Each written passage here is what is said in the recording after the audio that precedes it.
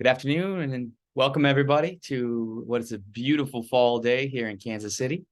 I'm so glad to have you all here for the October edition of Deep Roots KC's Lunch and Learn webinar series. I'm Chris Cardwell, Program Manager for Deep Roots, and I'm pleased that you all joined us today for what should be an insightful and robust conversation. But before I introduce our topic and our speaker today, I'd like to cover a little bit of our perennial housekeeping. And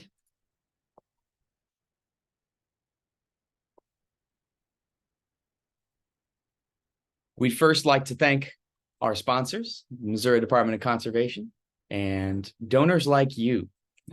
We appreciate all of the support, your attendance here at our programming, and our contributions from individuals from all around the metro area and beyond. Without those contributions, these programs would not be possible, and we're grateful. This webinar will be recorded, of course. All of these resources are going to be made available online, and we'll email you a link and the resources following the event. If you are a subscriber to our YouTube channel, you'll always get prompts about that, so don't hesitate to click that little button at the bottom of the YouTube screen. Don't forget in Zoom to drop your comments in the chat, and we've got some welcome and some banter as well there. But put your questions in the Q&A section so that we can distinguish those and we can make sure to try and get to all of the questions that I'm sure are going to be coming in from what is going to be a phenomenal conversation. I'd like to welcome you to Lunch and Learn edition of Roanoke Park Conservancy Community Honeysuckle Control Efforts with Chris DeLong, volunteer naturalist and board member of Roanoke Park Conservancy. Roanoke Park is a unique and historic jewel of the Kansas City, Missouri park system. It showcases the naturalistic design of George Kessler. It's 38 acres, contain a community center, sports fields, wonderful playgrounds, and its dramatic topography is ringed by rocky wooded slopes that are traversed by over 2.5 miles of hiking and mountain biking trails with several small springs. So from high to low, from dry to wet, and sunny to shaded, the park's natural areas contain a surprising diversity of habitats and provide an urban nature escape in the middle of Midtown. Examples of its natural diversity can be found on the Roanoke Park Biodiversity Project. That's on iNaturalist app. There's also a 2012 tree inventory, which actually revealed 45 tree species, 37 of which are native to the Kansas City metro. And so beginning in 2010, neighbors began large-scale bush honeysuckle removal efforts and park cleanups with the intent of cooperating with Kansas City, Missouri Parks Department. Their efforts were to reclaim the neighborhood amenity and to make it a safe, usable, and welcoming space for all. The Roanoke Park Conservancy was formed in 2011 as a 501c3, and a master plan was developed, and an ecological restoration master plan was then developed. The success of those efforts shows in the improved condition of the park and the many people that enjoy it on any given day. For our speaker today, Chris DeLong, he serves as one of the 10 board members of the Conservancy, helping it advocate for the park through education and public-private partnerships. He also maintains the RoanokeParkKC.org website and the social media presence. Chris has been advocating for native landscapes in the park since the efforts began in 2010 against the invasive bush honeysuckle. Now, the questions of what used to grow here and what should be growing here has led Chris on a lifelong exploration of our area's botany and natural history. Inspired by our guru, Doug Tallamy's Bringing Nature Home, Chris and many other volunteers have attempted to foster and establish native plants in the park, not just by cutting back invasive species, but by following up with seeding and planting natives. Chris also led the effort to win a Rebuild KC grant, which will allow Roanoke Park Conservancy to hire contractors to do ecological restoration in the park, which will expend both grant and donated funds. Venmo at Roanoke Park KC, hint, hint. Chris is excited to show you some of Roanoke Park today and would love your help if you want to be involved. I am pleased to have had the opportunity to share some time with Chris in the park. And we've got a wonderful video on site there that we were able to produce and that Chris has graciously edited. And I welcome you to Roanoke Park honeysuckle removal efforts.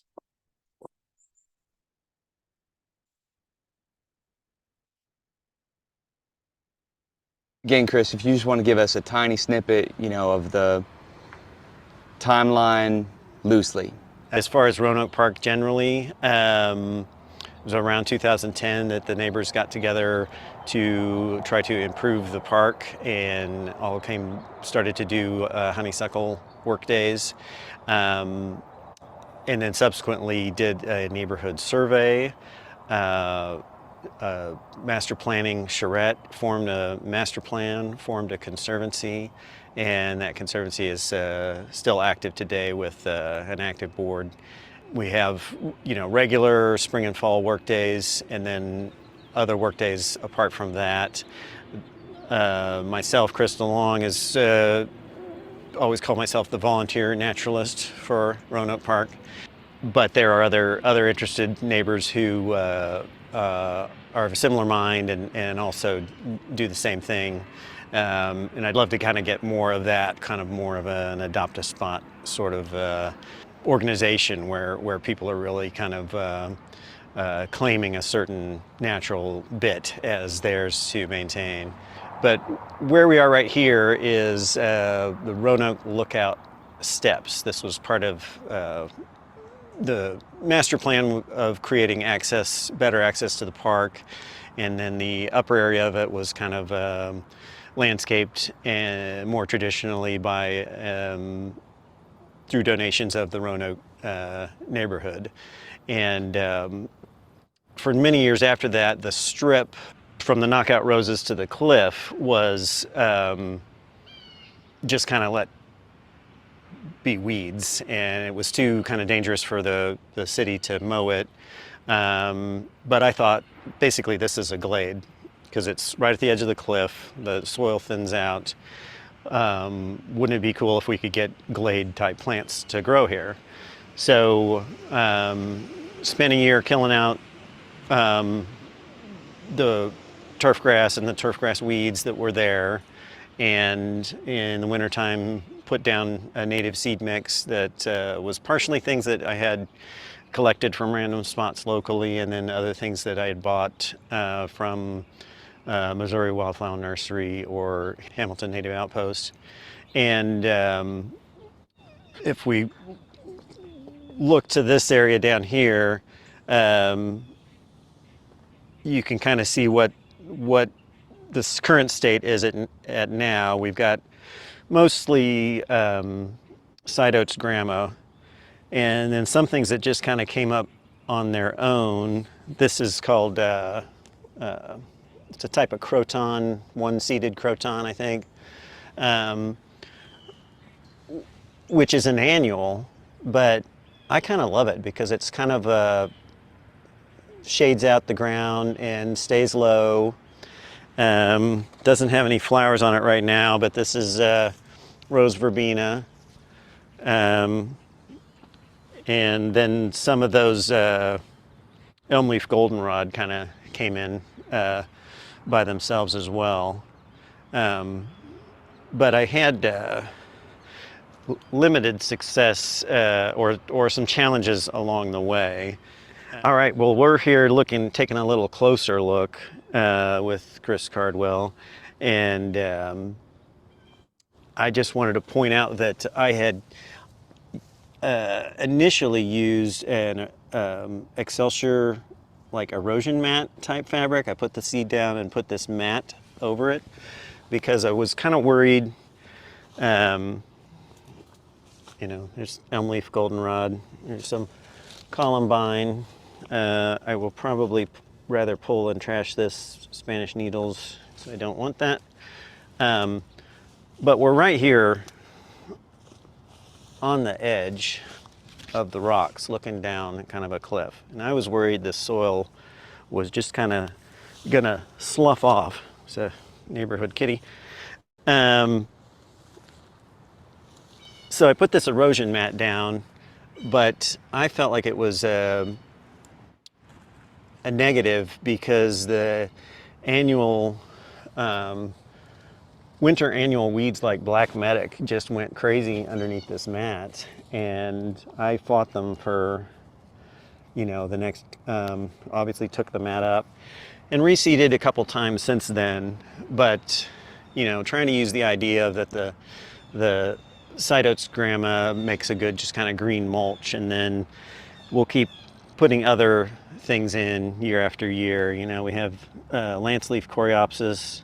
In the springtime, this was just really covered with yellow flowers, and actually saw, you know, a bunch of birds hanging out and eating the seeds off of them. I've talked to the Parks Department about maybe trying to do a little micro burn here, and they thought that was possible. Any questions, Chris? Well, I just love this vista, and then can you speak at all to kind of the volunteer initiative as to how do you get people to put their boots on and scale the cliffside here, and you know, get into the bones of this as neighbors and friends?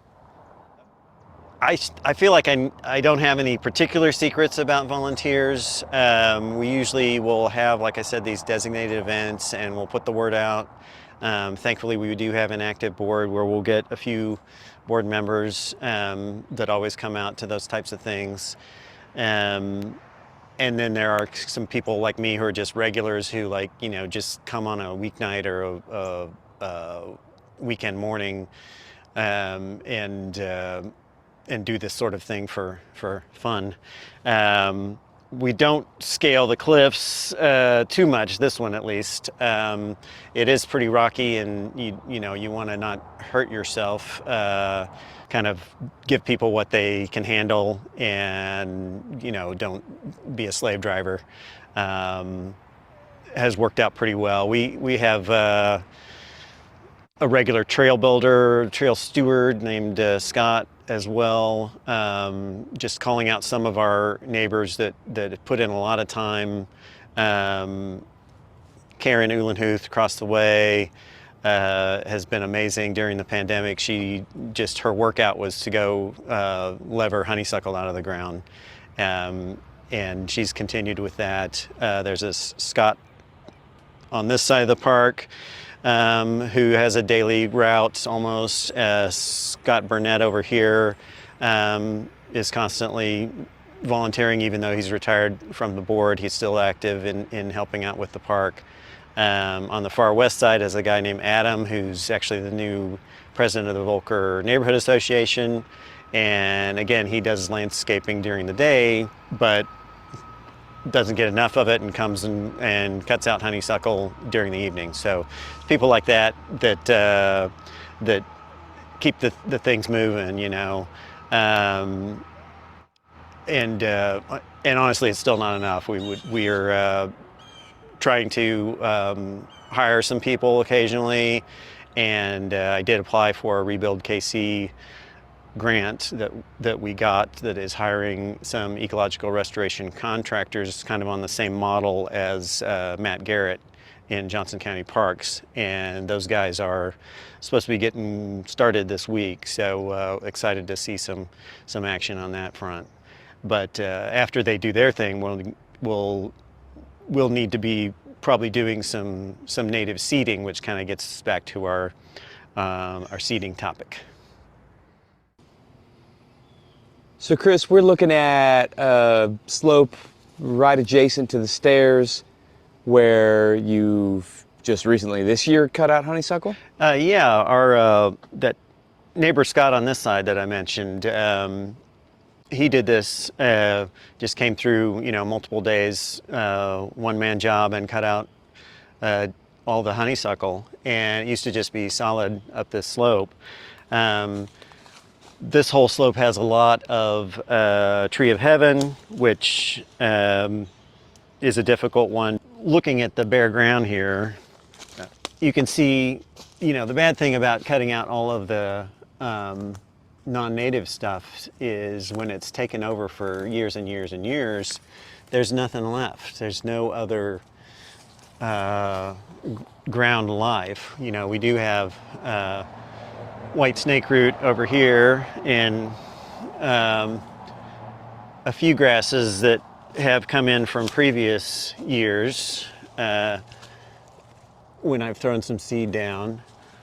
But I like to say that bare dirt is not an aesthetic that we are striving for. So what I will do this winter is get a seed mix and put it down, and I want to talk about how do we get it to stay put on these rocky slopes. And I was just going to talk about techniques of putting seed down. If you look, you know, this area already has lots of leaves and sticks and duff and whatnot.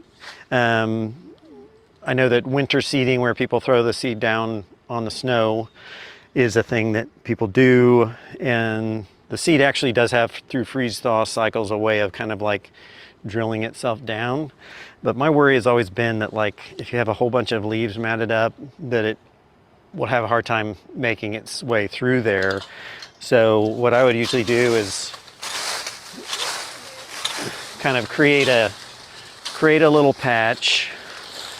You know, while you're there, pull up whatever weeds might be there.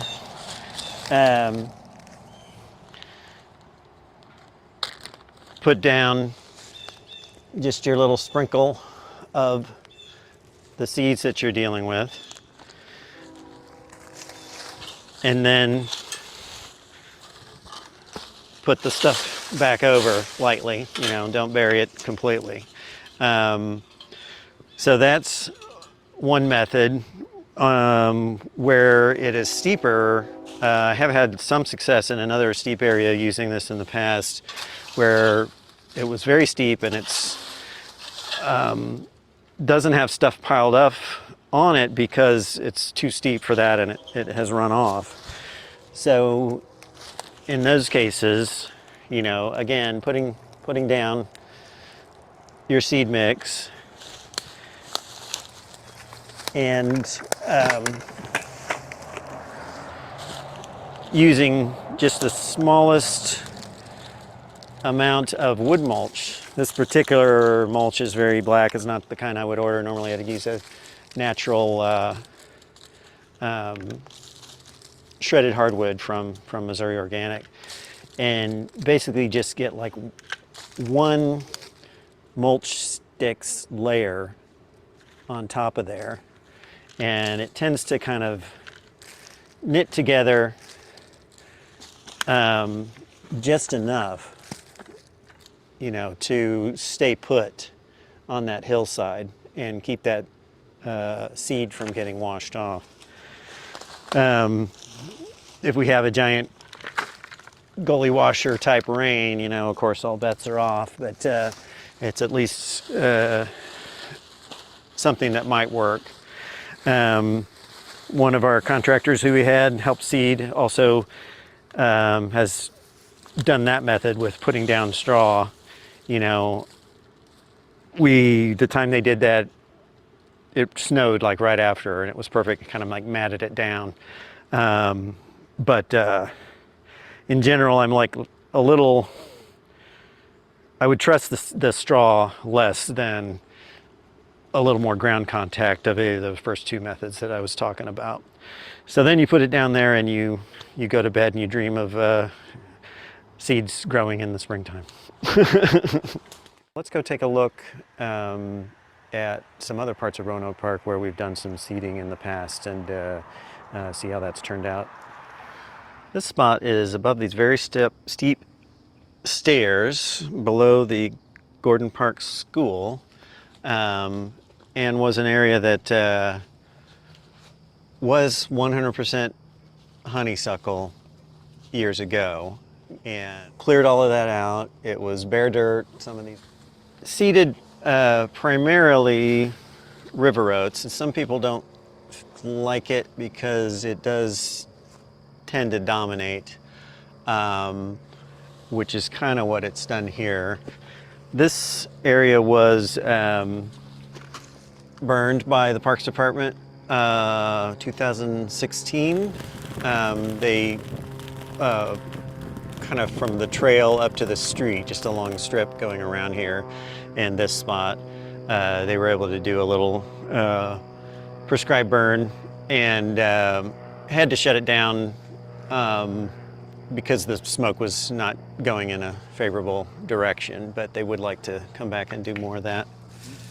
You've got these carex, and I'm not gonna armchair botany this, but you're in this actual like perfect glade environment.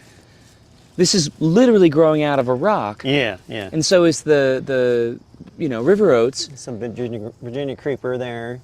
That's what kind of gets me excited, is seeing the same things here that you might find in Swope Park. Mm-hmm. So the concept of Roanoke Park is having these natural elements is like you've got a traditional park on the lowest parts with playground equipment, grass that you can have a picnic on,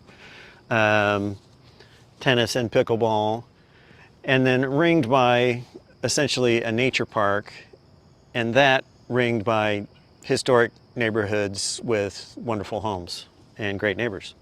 So, but I wanted to talk a little bit more about kind of materials and methods.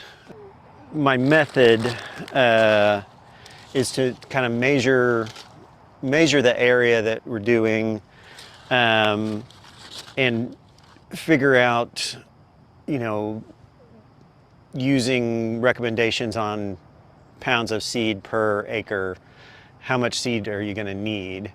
And like I said, I've ordered some of that from Hamilton Native Outpost, Missouri Wildflower, and there's other seed suppliers that you can find generally in the area. I don't like to buy things from far away like Prairie Moon or something. But then on the day that we're seeding, I'll use these pin flags to kind of divide the area, usually in half or fourths or even more, and then also divide my seed mix. So you might have your quantity of seed and you divided it in two. So then that helps you when your volunteers can come help you. You hand them a bag and say, like, okay, within this group of pin flags, put this seed down and try to make it as even as possible. Woo! And for today, I've just thrown in potting soil just as to put something in the bag, but that's also a technique to make it spread evenly, is to bulk up the seed with some sort of filler material. I've used last year's potting soil in the past, and just enough water in it so that it's not blowing away on the wind. A little bit of humidity so that it falls to the ground. Yeah. Some folks use sawdust. Yeah, exactly. Just something to, and also so that you don't just 3 handfuls and you're done. All your seed is gone. Yeah, exactly. Yeah, if you know somebody with a wood shop and a dust collection system, sawdust is great. Brilliant. And you might use quart-sized bags if you're dealing with a smaller area. And I've talked about where you can buy the seed, but then once you get a patch going, then you've got your own seed that you can harvest. Our river oats here, years ago, Larry and Bill gave me some Kansas City Wildlands seed. So the origin of this river oats is, remnant local stuff. So we can pay it back. I can have volunteer efforts to collect this and then give it back to Kansas City Wildlands. We also have a very good patch of bottlebrush wild rye up on the other side of the river oats here. And this bag here, you can't see it over there because it's in here now as I harvested it all. What that looks like, some bottlebrush wild rye in a bag. And then I got a bunch of Cytoxgrama going at my house, and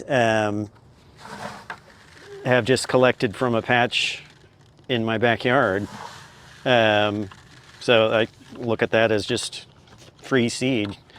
I have, along with that, it came in a partridge pea, and this is all the seed from one partridge pea plant.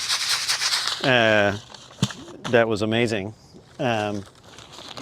Chris, you've been here multiple times, but you've stayed on the tennis court or the pickleball or something. You said you haven't come up here.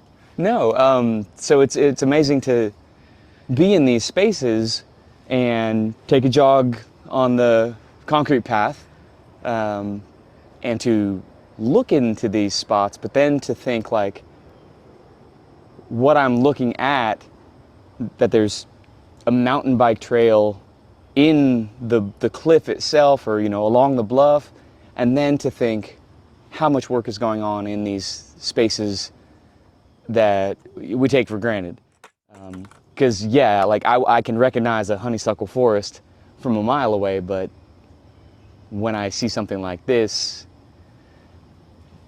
I just appreciate being able to hear this perspective, and to be like, wow, this is an immense effort, a very heavy lift. Yeah, and I think to an untrained eye, you might look at like this, like, oh, it's just a bunch of weeds that have grown over, but it's like, it's compared to the wall of honeysuckle that you can't even see past. It looks like Missouri forest in certain spots, and that's my goal, is to get a functioning, environment with Missouri native plants. And here's some of that bottlebrush wild rye. I think that really looks great, kind of with a dark background. Those seed heads really stand out, but that patch right there is all bottlebrush wild rye, and then we have more of the river oats to the left there. Chris and I popped up to the east and west Roanoke Drive hairpin glade, which I've had a hard time coming up with a really good, bluff top glade or something that's back that way, but I just wanted to point out the awesome chinkapin oak that is our #1 oak in the park. And if you'll notice this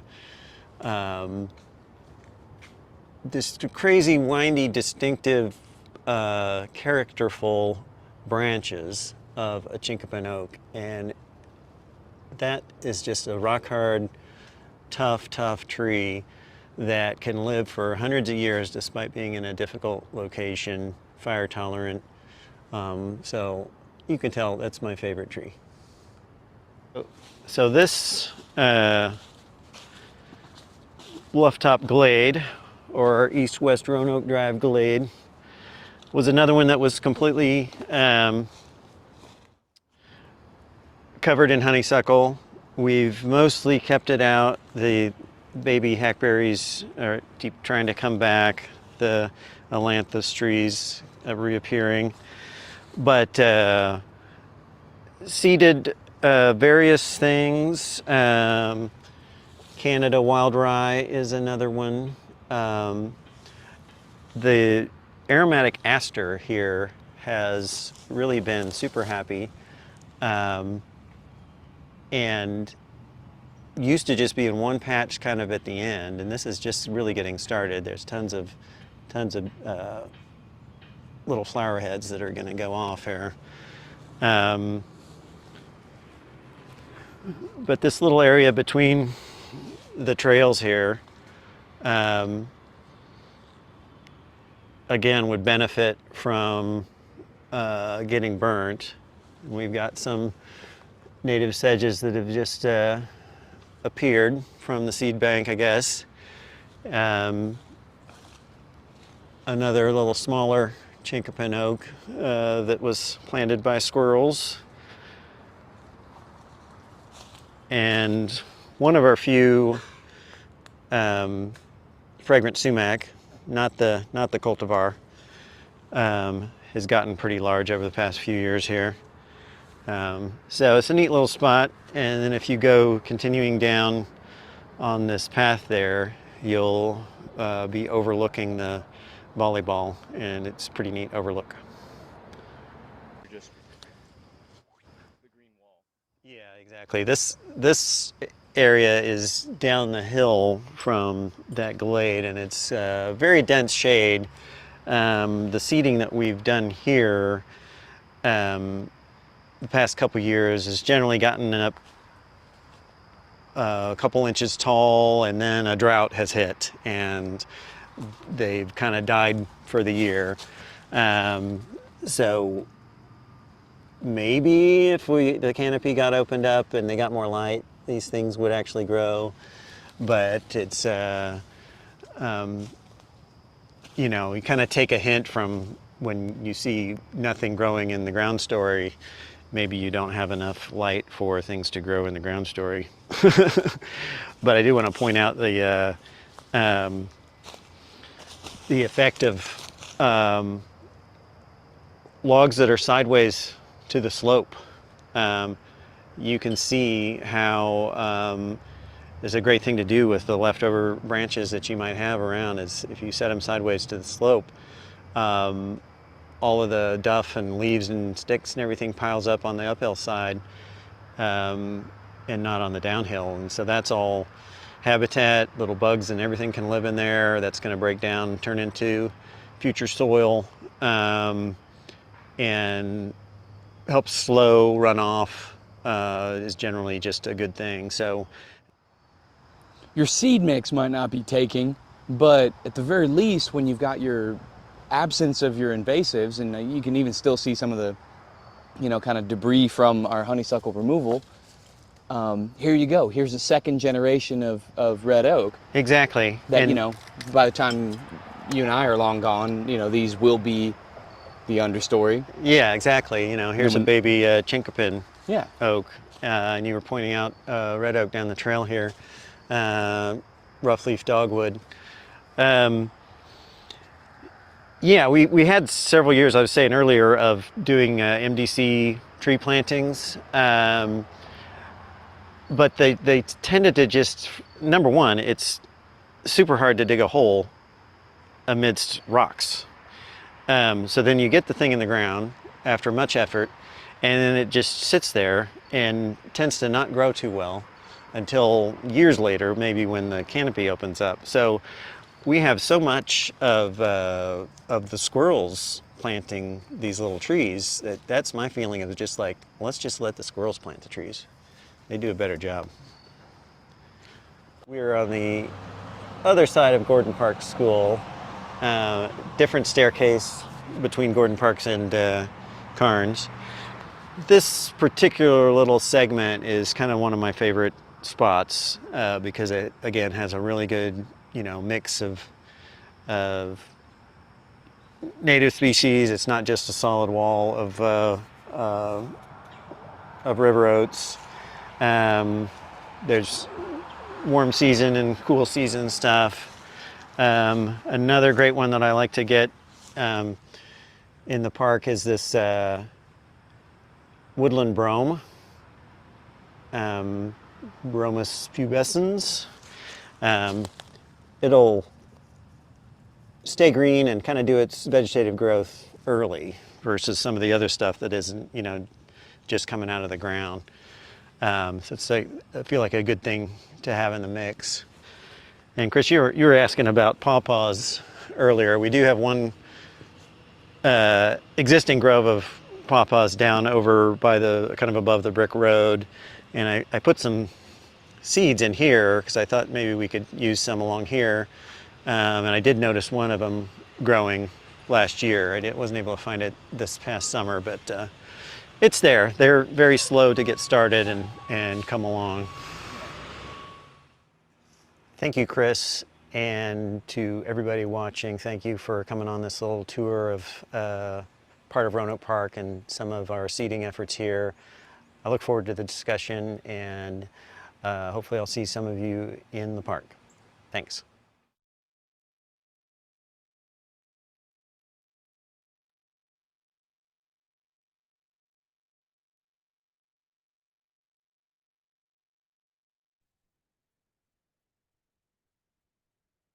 Well, what a fantastic conversation. And again, my privilege to be there, spending time with you, Chris. Let's invite our guest, Chris DeLong, to join us live here. And let's get into some of these great questions. We've got some obviously very engaged folks. Applause coming in, praise for all over for the efforts and for that great video, Chris. So welcome. Thank you, and I'm glad so many people are watching. Thanks for taking time out of your day. Yeah, I don't know if you want to kind of pick which questions you want me to answer, Chris. Yeah, sure. Let's do it.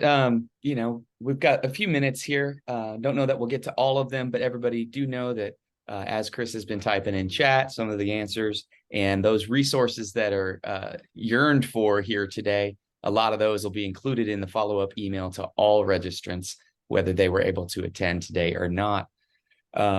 First questions that came in, a couple came in offline here, about that erosion mat. That was early in the video. I'm of your mindset where erosion, or what, you call it weed mat, and they call it weed mat because that's what grows there. Talk a little bit more about that product. Did it biodegrade, or did you ultimately have to come in and remove that? So you said part of it did, part of it didn't. Yeah, I did. I did pull it up, and when I put it down, I'd use kind of those landscape fabric staples to keep it from blowing away. And so I had to pull those up and kind of roll it up in sections and trash it.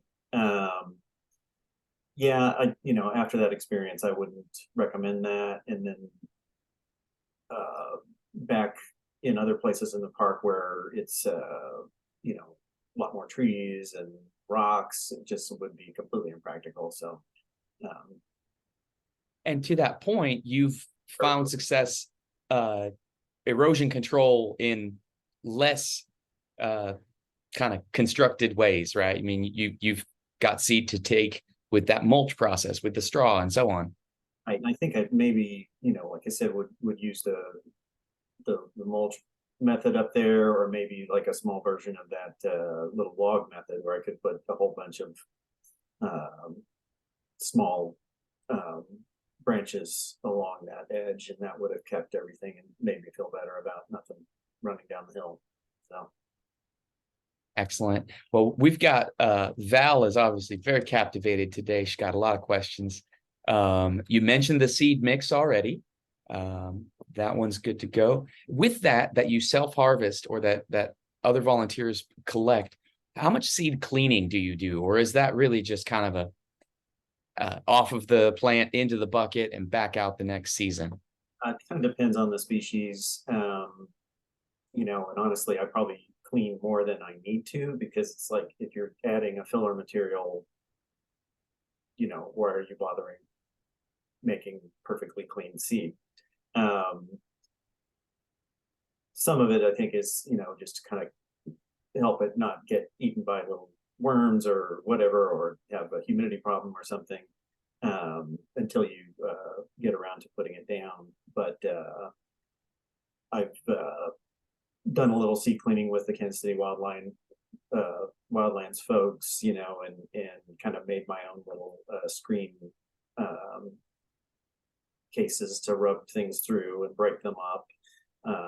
So like I said, I tend to do probably more than I need to, but a bit. And then I'm not sure of Val's question about germinating better down slope. I think moisture is a factor, but it seems almost like light may be a bigger factor. I'm not sure what to say more about that. And then she's asking about, is it a glade if it's shady? I didn't take the time to explain what a glade is. I think probably most people watching maybe already know, but it's basically thin soil over rock with mostly plants that might grow in a savanna or a prairie, but due to the fact that the soil is so thin, they will tend to be stunted. And then there are also, glade specific plants. Within the park, we only have a few of those kind of upper areas that I'd really legitimately say could be called a glade, but then a lot of it is more rocky slopes that are a little more foresty, I guess.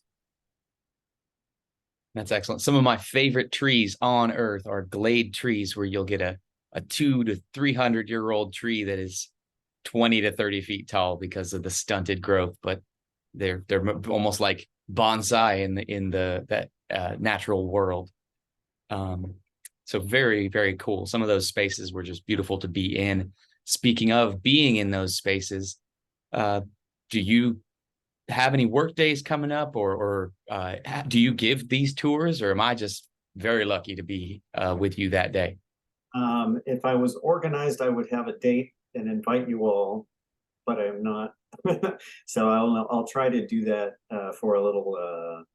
I always get those emails about hike Swope Park with a naturalist, and I think I should do that. So hopefully I will someday soon. As far as cleanup, I think we're going to be helping out with the citywide Great KC cleanup, which is October 28th. But myself and another guy who does honeysuckle are both out of town, so that one may just be litter cleanup type stuff. Excellent. We didn't see any footage of the live honeysuckle removal efforts. And of course, we'll include some of those resources for the best method, which I believe your best practices follow the Department of Conservation recommendations. Cut, stump treat, follow up the next year with spray. What's your baseline process? Yeah, I think if you didn't miss anything when you cut it and treated, there is not a next year, which is a good thing. But not a next year for it, right? Being the herbicide that you're using, which generally we use the same thing that they'll use on a Kansas City Wildlands workday, or other people are using Tordon, and you just put that in a ring around on the cambium layer of what you cut. You're just using a tiny bit, only what is needed. I know that one of our volunteers prefers to just do root docking, and so that Karen that I mentioned, she went out with a pickaxe and started levering them up and sawing out the roots, and doesn't come back if you do that way either. I think some of these really steep slopes, I'm a little worried about soil disturbance and stuff kind of running downhill. I actually did a little experiment on the really small honeysuckle last year in an area over in Swope Park. Kind of like, I don't know, I guess you'd call it micro root docking, where you're only really disturbing an area half of a square foot, and just using pruners to clip the roots away. And even if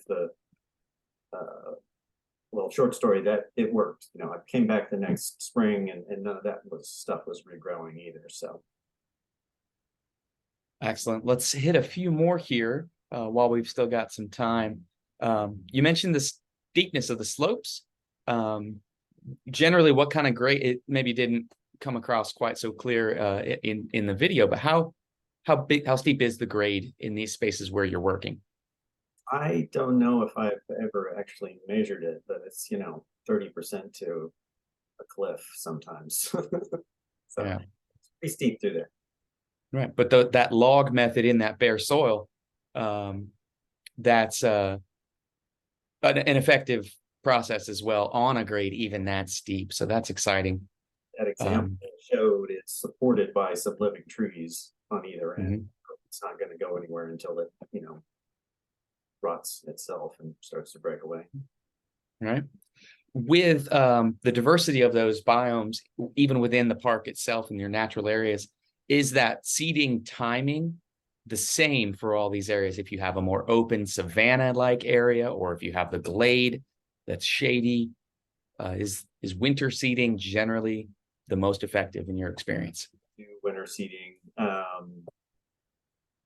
You know, and the reason for that is reducing insect and animal herbivory. And that's when you have seed, because you've gotten it in the fall, or the people selling it to you have gotten it in the fall. But there are some of these, and this, a lot of species need cold, moist stratification. So they need that time outdoors on the moist ground and the cold in order to be triggered to germinate the next spring. But all of those Alimus wild rice species don't need stratification. Side oats grama doesn't need stratification. So if you have a project that you're getting started on, you want to put those down, you can do that anytime. Awesome. Just such an incredible effort there with all of your different volunteers. Do you have a good ballpark figure for how many volunteer hours get contributed through this conservancy? Or is it difficult because you mentioned so many people just take it on their own initiative? You know, every day they're walking through the park and they maybe pull one or two little honeysuckles, or they unfortunately I have not done a good job over the years of tracking all of that, and I'm sure it's thousands, but I couldn't give you a number, so apologize about that. Fantastic. The last question is, gosh, this is, I hate saying no. Becky wants to know if it's easy to grow pawpaws from seed. My experience is absolutely not. It's very, very difficult. Trying to look up what the best method is, and it saw them, they were described as recalcitrant. So is that scientific-y for stubborn? They germinate, and the internal structure called a radical elongates for a year, and then they might put out one leaf the first year, and then they'll start growing. But it's the ones that I planted in the park, I just used a little soil knife and made a tiny poke in the ground and plunked them down there, a thumb width down, and then tried to, just got lucky and happened to notice where one had regrown. Need to go check some. I did kind of map where I had put them, so I need to go back and look at that. The only ones that we've ever gotten to germinate came up out of the compost pile. And I mean, I've got avocado trees that come up out of my compost pile, so it's kind of pretty funny. I think we're going to hold it off at that. All of our contact information for our audience will be available. You're going to get great opportunities to be in touch with Chris DeLong, volunteer naturalist for the Roanoke Park Conservancy, and we encourage everybody in attendance today to contribute either their time or their resources to support this group, and just an amazing effort overall. I can hear the digital round of applause for our guest today. We are going to wrap up. I'm going to go ahead and share some final slides for us here to give us a little bit of an outro. So Chris, we're super grateful to you. Let's tell you a little bit more. Oh, pardon. Go ahead. Deep Roots KC, that is an amazing organization with just a wealth of knowledge and passion, and making Kansas City better all the time. Fantastic. Well, folks, we'd like to remind you of our featured events. You saw this in our introduction here, but today, this evening, what a beautiful day to be out in the garden, and no better garden to be in than the Deep Roots demonstration garden at the Anita Gorman Discovery Center. Work and learn sessions with my dear colleague and friend Sydney Ross are some of the greatest volunteer opportunities for any of you who are curious about native gardening, who really just want to get their hands dirty and see what these native landscapes really look like when they're designed, maintained, and allowed to flourish in a supported way.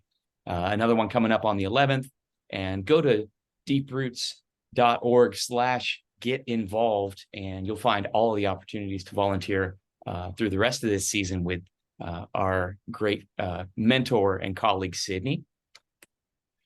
Tune in for our next webinar, October 19th, same bat channel, same bat time at noon, native plants at noon. This time going to be back at the Anita Gorman Discovery Center with Alex and Sydney, highlighting the bioswales in the eastern parking lots of the Gorman Discovery Center, at a really remarkable conversation about the combination, the nexus of native plant landscapes and stormwater management. And those facilities are some of the best examples of the living, well-maintained bioswales that are some of the highest functioning native landscapes in Kansas City. Personal opinion, join us on the 19th to form your own.